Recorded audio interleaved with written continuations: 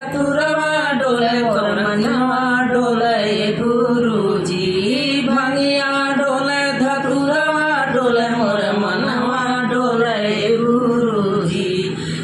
गौवा के लोगवा पागल कहेला रसनवा दे दाए गुरुजी।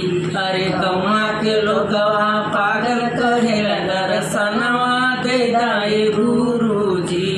भंगिया डोले धतुरवा डोले मोर मनवा डोले गुरुजी।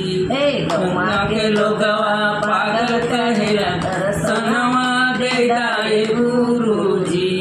बेटवा दे दा पतोहिया दे दा, बेटवा दे दा पतोहिया दे दा, पोतवा दे दाए गुरुजी।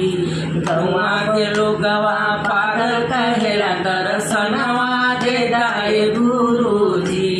गौवा के लोगवा पागल कहेला दर्शनवा दे दाए गुरुजी। बिटिया दे दादा मधवा दे बिटिया दे दमधवा दे गुणतिया दे दाए गुरुजी। गुणतिया दे दाए गुरुजी।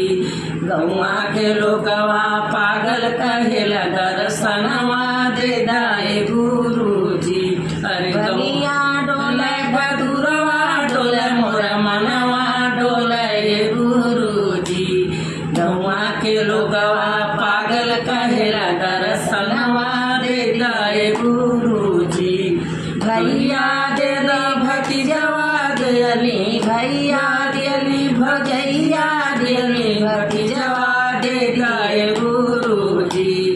गौवा के लोगवा पागल कहेला दर्शनवा दे दाए गुरुजी। आइल बानी तोर चरनिया, आइल बानी तोर चरण दर्शनवा दे दाए गुरुजी। गौवा के लोगवा पागल कहेला दर्शनवा दे दाए गुरुजी। भैया हरिंद्र तीन सूत्र बतवला, भैया हरिंद्र तीन सूत्र बतवला, नीलम दीदी चर्चवा बोली, दया मंडी चर्चा कैली, नमन